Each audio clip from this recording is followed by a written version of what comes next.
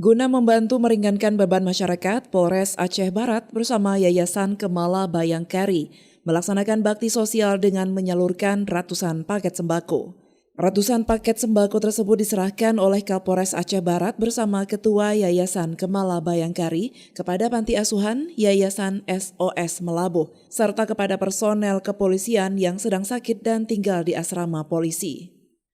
Tidak hanya itu, bantuan kemanusiaan ini juga diserahkan kepada warga kurang mampu dan fakir miskin yang tinggal di kawasan pelosok Aceh Barat yang selama ini dinilai kurang mendapatkan perhatian. Salah satu warga, Rosmaini, mengatakan dirinya merasa sangat senang dengan adanya bantuan sembako yang diserahkan oleh Kapolres, sehingga dapat meringankan berbagai kebutuhan di bulan Ramadan ini. Sangat baik dan sangat membantu kami. Semoga jauh lebih baik lagi ke depannya.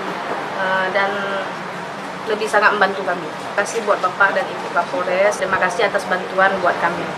Sementara itu Kapolres Aceh Barat AKBP Panji Santoso mengatakan kegiatan bakti sosial tersebut dilakukan sebagai bentuk kepedulian sesama, yakni kepada anak yatim, warga kurang mampu dan fakir miskin, serta diharapkan dapat meringankan beban masyarakat di bulan suci Ramadan.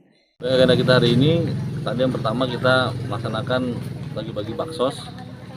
Pertama untuk teman-teman kita di Aspol, yang kedua tadi kita ke panti asuhan.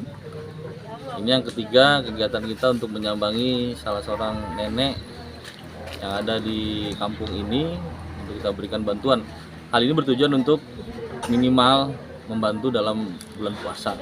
Dan kami dari Polres Aceh Barat senantiasa peduli dengan apa yang dirasakan oleh masyarakat Aceh Barat. Dari Aceh Barat, Orian Saputra melaporkan untuk Puja TV Aceh.